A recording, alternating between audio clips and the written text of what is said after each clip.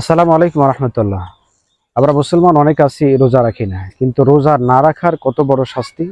রাসূল করিম সাল্লাল্লাহু আলাইহি ওয়াসাল্লাম মেরাজ রজনীতে যখন গিয়েছিলেন, তখন দুইজন ফেরেশতা এসে রাসূল সাল্লাল্লাহু আলাইহি সাল্লামকে বললেন, একটা দুর্গম পাহাড়ের নিকট গিয়ে বললেন, ইয়া রাসূলুল্লাহ, আপনি এই পাহাড়ে উঠুন। রাসূল সাল্লাল্লাহু আলাইহি সাল্লাম বললেন যে, আমি এই পাহাড়ে উঠব কিভাবে? ওই ফেরেশতারা বলল যে, হে রাসূল, আপনাকে আমরা সাহায্য করব। দুই বাহু দুই ফেরেশতা ধরলেন, রাসূল সাল্লাল্লাহু আলাইহি সাল্লাম পাহাড়ে উঠলেন। ওঠার পরে রাসূল সাল্লাল্লাহু আলাইহি সাল্লাম এক ব্যক্তিতে দেখলেন যে পা উল্টো করে ঝুলানো, এবং ফেরেশতারা তার মুখ দুই পাশ থেকে ফেরে দিচ্ছে, এবং তার রক্ত সমস্ত শরীর থেকে নেমে যাচ্ছে। আর ওই ব্যক্তি এত বিকট আওয়াজে চিৎকার করতেছে। রাসূল সাল্লাল্লাহু আলাইহি সাল্লাম সহ্য করতে না পেরে বললেন, ফেরেশতারা, এই ব্যক্তি কে?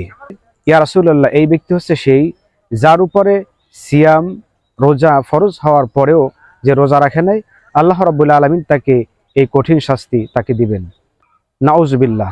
অতএব আমরা সকলে রোজা রাখবো, আল্লাহর হুকুম যথাযথ পালন করব।